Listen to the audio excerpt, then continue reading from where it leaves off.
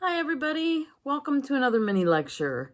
So this mini lecture is about going from a guiding question to a thesis statement. And in order to show you how I go about doing this, I've done a reading of Audre Lorde's Poetry is Not a Luxury. I won't be giving you much information about the essay that I read. So I'm just going to jump in and start showing you. I'm actually going to backtrack a little and show you about some of my questioning process, which I may have done before, but this never hurts to go over something again. So without any further ado, let me get to it. I'm going to be sharing my notes with you and showing you my thought processes as I get from reading an essay or an article to a guiding question to a thesis statement, and finally to a sort of informal, rough outline or graphic organizer. All right, let's get to it. Okay, so here are my rather messy notes. I'm going to read them, and hopefully that'll help. So here are the notes I took after I read Poetry is Not a Luxury by Audre Lorde. This essay is included in the module if you're interested in reading it. It's a great essay, by the way. Okay, so here are my questions that I came up with. Why use the word luxury? Why use a negative affirmation instead of saying poetry is a necessity? How do poems fuel our lives? Why is poetry necessary? How does a poem put feelings into ideas? Why won't ideas save us? Why are ideas sterile? Is it unfair to ideas to think of them as not being something that includes feelings? How is it possible that we have ideas devoid from feeling? Why do we need to be reminded that feelings are so important? Can ideas really be devoid of feeling? Why does Audre Lorde address Black women? Why does she think poetry is particularly important for women? How does poetry empower women? What does she want to accomplish with this essay? How does poetry put feelings into words? Is she against ideas or just against those devoid of feeling? What is an example of an idea that has no feelings? So I'm not sure you noticed, but there was one question that I actually underlined or highlighted. I highlighted it. And so I've written that question at the top of this page. Why do we need to be reminded that feelings and dreams are so important? So now I'm going down to why this question is important or significant. This question is important or significant. This is an important step, you guys, to talk about why the question is important or significant. Because when you do that, you're figuring out why does it even matter to write about this question? There's no point writing about something if it isn't important or significant to you. Okay, so I'm going to go over this real quick. The question is important or significant because rational thought, ideas, devoid of feeling, is meaningless at best and dangerous at worst. Take, for example, Rachel Carson's work for pesticide testing and regulation. This is a book called Silent Spring, you guys. If you ever take critical thinking with me, I use this book often, Rachel Carson's book. She uses the metaphor of a silent spring, which is becoming more of a reality than a metaphor, actually, to bring meaning to, well, okay, so because the chemists and the companies they work for, and even the people in government, were only considering data. Actually, they also ignored any data that didn't suit their bottom line, such as ineffectiveness, harm caused to natural, agricultural, and urban environments. There were numbers. So Carson's work is not poetry or feeling per se. She has a lot of data, but it's the poetry that helps readers understand why the issue is important. Okay, she doesn't actually use poetry. Well, she's pretty poetic, but feeling. It's the feelings that help readers understand why the issues are important. And it was her feeling of love for nature that motivated her to write the book in the first place. So doing that little exercise about why the question is important to me is a really good exercise for you to think about what ideas you want to emphasize in your paper, and also why you're even writing a paper in the first place. Obviously, you have the extrinsic motivation. You're in the class, you need to get a grade, you've got to write a paper. Okay, what's your intrinsic motivation? Why the question matters to you helps provide you with some intrinsic motivation. This is why this is something I want to tell people about, because it's important to me, and I think it should be important to them. So that's a very important step to take in working on your essay. You can go back to that, and when you get lost as you're writing, you can return to that and remind yourself, this is why this is important, this is what my purpose is. All right, from there, we go to putting this in a form that you can actually see where my work got me to. Here we go, much better. Guiding question. And actually, you'll notice that I changed my question because normally with an academic essay, we don't want to use personal pronouns like you or me or us or we. So I changed the question so that it doesn't contain personal pronouns. This varies by discipline. In some disciplines, using personal pronouns is fine and might even be encouraged. Anyway, my final guiding question without personal pronouns.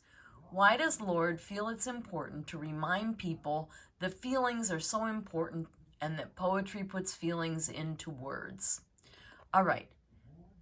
You have to have a good complex question in order to get a good complex thesis statement. Remember, you have to have enough to write about. If you don't have much to say in your thesis, there won't be much to write about. So you need to have a somewhat complex question. Here's my thesis statement. So my thesis statement is the short nutshell answer to my question. So my thesis statement is, Lord understands that like women, feelings have been devalued in patriarchal society, and she wants women to understand how they can empower themselves by acknowledging feelings and dreams and their central role in the creation of better ideas. Now remember, folks, this is just my working thesis statement. I've actually played with this already to try and get it shorter and more concise. I could probably do that some more. And it may change some, but this gives me something to start with. It's like a template. And as you can see, my thesis statement sort of dictates my tentative organization. Also tentative because I'm not sure if this is the thesis statement that I'll end up with in the end. It's going to be very similar to this, but it may have some changes. Anyway, my tentative organization then, and this is an informal little outline I've done, and I'll show you a graphic organizer afterwards. I had outlines drummed into me from junior high through high school, and so I don't tend to use graphic organizers. Outlines and graphic organizers are for you, so you use what works best for you. But anyway, here's a little tentative organization outline. So of course there's going to be an introduction. In my introduction, which you don't have any of that here, there'll be background about poetry is not a luxury. And then the thesis statement goes at the end of the introduction. In looking at my thesis statement, I can see I have about 3 things that I need to elaborate on. Currently, I'm thinking of this as each thing will have 1 body paragraph. However, it's possible that I could use more than 1 paragraph to describe each of these major portions of my thesis. As of right now, I don't think that will happen, but this is definitely not a lesson in writing a classic 5-paragraph essay, which right now that's what this looks like it will be. But it could change because I may have more than 3 body paragraphs. Okay, after the thesis, body paragraph 1 would describe how feelings have been devalued under patriarchy. I'll probably have a quote from the essay. She actually mentions Descartes' "I think, therefore I am" statement and responds to it. So I think that this would be excellent for that body paragraph. Remember, each body paragraph should probably have a quote in it, or if not a quote, a paraphrase from the class material that you're writing about. Body paragraph 2, how poetry puts feelings into words, allowing them to be expressed as ideas. So this is one of the main themes of the essay, so I would also discuss that and have some sort of quote from the essay that would help my readers understand what I'm writing about there. Body paragraph 3, poetry leads to action and or empowerment. So kind of the way she describes poetry as being a survival technique is that it allows us to transform dreams into ideas, which can then be acted upon, which will, of course, empower us. Finally, there will be some kind of conclusion, which sort of restates the thesis and hopefully gives the reader sort of something else to think about at the end. So that's all of that. And now I will show you a little graphic organizer real quick that's basically the same as this outline. So here's my graphic organizer, which it's actually hard to get it into the frame here. But with a graphic organizer, usually what I do is I'll put my thesis in the center. I've put my introduction on the top there. It says the same thing, background about poetry is not a luxury. Body paragraph 1, how patriarchy devalues women and feelings.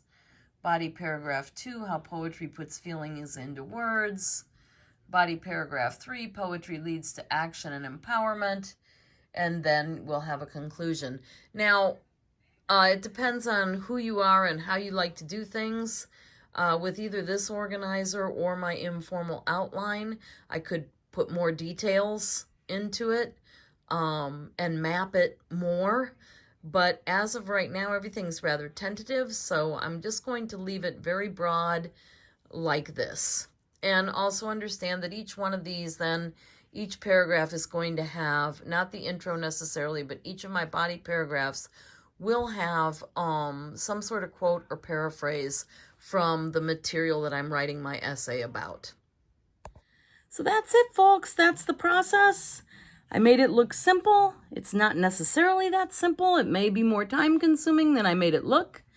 But in any case, it's a pretty good process for going from reading your material and asking questions about the material to get a guiding question and discussing why that guiding question is important, to answering your question in the form of a thesis statement, to a tentative organizer, a tentative outline or graphic organizer that shows you how you will do the long form answer, the paper answer to your guiding question. And that's all for today. Good luck and take care.